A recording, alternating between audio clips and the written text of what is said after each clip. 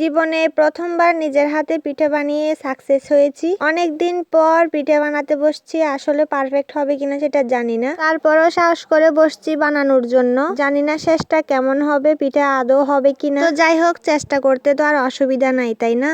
এখানে আমি কুসুম গরম পানি করে নিয়েছি, আর এটা হচ্ছে চাউলের গুঁড়ি। অল্প অল্প করে পানি দিচ্ছি আর মিশাচ্ছি। পানি বেশি গরম হয়ে গেলে কিন্তু পিঠা হবে না, কুসুম গরম পানি হতে হবে। বেশি গরম হয়ে গেলে কিন্তু একদমই লেটকা হয়ে যাবে, পরে আর পিঠা খাওয়া যাবে না। তো আমি এখানে অল্প অল্প করে পানি দিচ্ছি আর অল্প অল্প করে মিশাচ্ছি। বেশি করে পানি দিয়ে দিলে কিন্তু আরো হবে না, কারণ এটা দিয়ে আর কিছুই হবে না। এখন অনেকেরই মনে প্রশ্ন হতে পারে, আসলে আমি কি পিঠা বানাচ্ছি? আমি বানাচ্ছি নোয়াখালী এবং সন্দ্বীপের ঐতিহ্যবাহী পিঠা, চিতই পিঠা, খোলা জালি নামে পরিচিত যেটা। তো আমি খামিরটা গুলে সামান্য পরিমাণে লবণ দিয়ে এখন একটা ডিম ভেঙে দিয়েছি। আপনারা চাইলে দুইটাও দিতে পারেন। আমি যেহেতু অল্প করে বানাচ্ছি তাই আমি একটা ডিমই দিয়েছি, আমার একটাতে হয়ে যাবে। এটা ভালোভাবে মিশাতে হবে। মিশাতে মিশাতে একদমই একটা পারফেক্ট একটা খামির তৈরি হবে। আমি খামির বলতেছি, আপনারা কে কি বলেন সেটা অবশ্যই কমেন্টস করে জানাবেন। বিশ্বাস করেন, আমি কোনোদিনই পিঠা বানাইনি, কারণ আমি জানি না পিঠা কিভাবে বানাতে হয়। আমি কোনো পিঠাই বানাতে জানি না। তো আজকে সাহস করে বসলাম পিঠা বানানোর জন্য।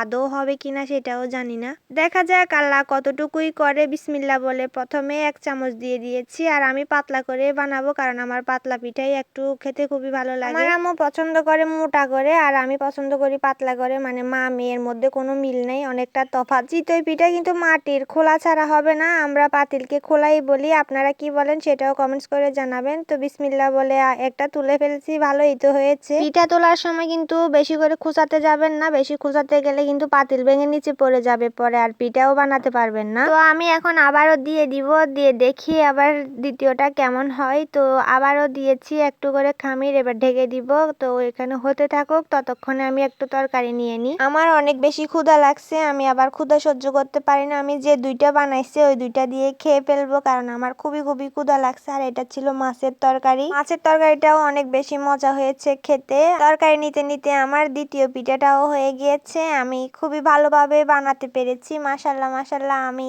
এই প্রথমবার পিঠা বানাতে গিয়ে সাকসেস হয়েছি। এত সুন্দর এত পারফেক্ট হবে আমি কল্পনাও করিনি। প্রথমবার পিঠা বানাতে যে আমি এত ভালোভাবে বানাতে পারবো সেটা আমি ভাবতেও পারিনি। আসলে আমি কখনো পিঠা বানাইনি। তো দেখেন কি সুন্দর নরম তুলতুলে হয়েছে। আমি অনেকগুলো পিঠা বানাইছি, আর আমি এখন খেয়ে নিব, কারণ আমার খুবই বেশি খিদা লাগছে। আর পিঠাগুলো এত মজা হয়েছে কি বলবো, সবকিছুই পারফেক্ট হয়েছে, না লবণ কম হয়েছে না বেশি হয়েছে, বরাবরই হয়েছে। মাছের তরকারি দিয়ে খেতে আমার বেশ ভালোই লেগেছিল। তো আমার ভিডিওটা কেমন লাগছে অবশ্যই কমেন্টস করে জানাবেন। আজকের ভিডিওটা এই পর্যন্তই। সবাই ভালো থাকবেন, সুস্থ থাকবেন। সবাইকে আল্লাহ হাফেজ।